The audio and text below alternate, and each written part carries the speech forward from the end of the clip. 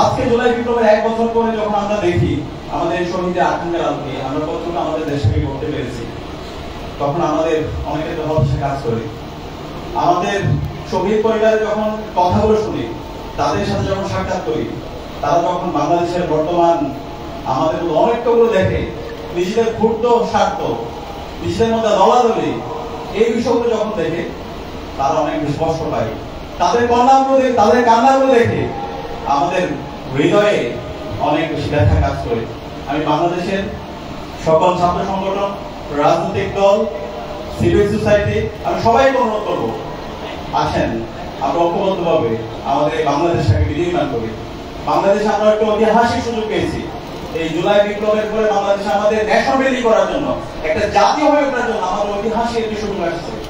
আমরা নিজেদের মধ্যে বিভাজনমূলক আচরণের মাধ্যমে নিজেদের ব্যক্তিগত স্বার্থ, এই ধরনের দলীয় স্বার্থ, এইগুলোর কারণে আমাদের এই ঐতিহাসিক সুযোগটা যেন আমরা নষ্ট না করি।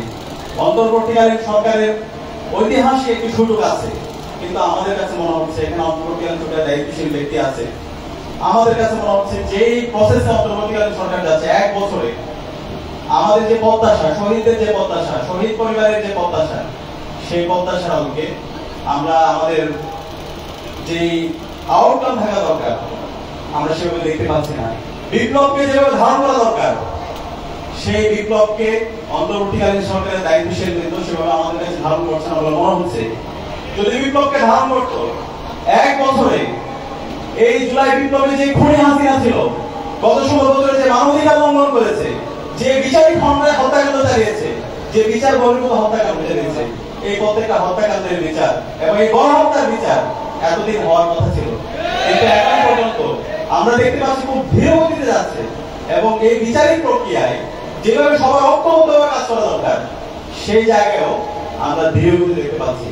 আমরা এই পক্ষান্তর দেখতে পাচ্ছি গত 16 বছরে যারা মব সন্ত্রাস কায়েম করেছিল, যারা শাহবাগ কায়েম করার মাধ্যমে বাংলাদেশে এই পরিচয়ের আত্মপরিচয়ের সংকট তৈরি করেছিল, যারা এই গণহত্যাকে বৈধতা দিয়েছিল, যারা এই সাপ্তাহিক গণহত্যাকে বৈধতা দিয়েছিল, যারা এই বিচার বহির্ভূত হত্যাকাণ্ডকে বৈধতা দিয়েছিল, যারা সমাজে যারা ইসলামপন্থী আছে তাদেরকে কর্নার করে রেখেছিল, ইসলামের যে সিম্বলগুলো আছে সেগুলোকে প্রবলেমাটাইজ করেছিল, সেগুলোকে ক্রিমিনালাইজ করেছিল, আজকে সেই পক্ষটা আবার মাথা ছাড়া দিয়ে আমরা চেষ্টা করছি।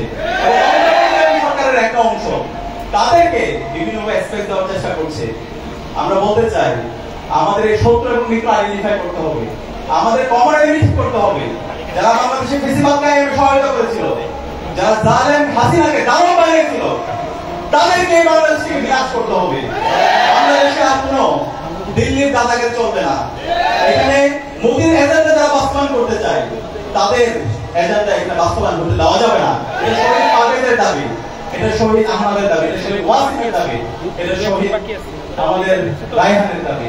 আমি আপনাদের অনুরোধ করবো, অন্তর্বর্তীকালীন সরকার অনুরোধ করবো, আমাদের এই বাংলাদেশে খুনি হাসিনা এবং তার সকল দোষরদের যেন দৃষ্টান্তমূলক বিচারের আওতায় নিয়ে আসা হয়।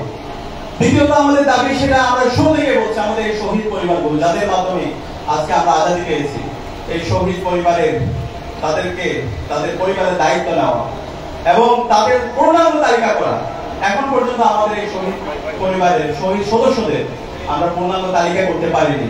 শহীদ পরিবারকে রাষ্ট্র থেকে যেভাবে সম্মাননা দরকার, তাদের যেভাবে তাদের দায়িত্ব নেওয়া দরকার, সে জায়গায় আমাদের গ্যাপ পরিলক্ষিত হচ্ছে। শহীদ পরিবারগুলো যখন রাস্তায় ঘুরে, যখন সংকটে ভোগে, তখন আমাদের নিজেদেরকে অপরাধী মনে হয়। যাদের মাধ্যমে আজকে আজাদী পেয়েছে, সেই পরিবার যখন অর্থ সংকটে ভুগছে, তাদের কষ্টে জীবন যাপন পরিচালনা করতে হচ্ছে, এর চেয়ে কষ্ট আর মনে হয় কিছু আছে। আমরা প্রয়োজনে না খেয়ে থাকবো, কিন্তু আমাদের শহীদ পরিবার কেন কষ্টে থাকবে? শহীদ পরিবারে কেন অর্থ সংকটে অন্যের হাতের কাছে দায়িত্ব হবে? এটা রাষ্ট্রের দায়িত্ব।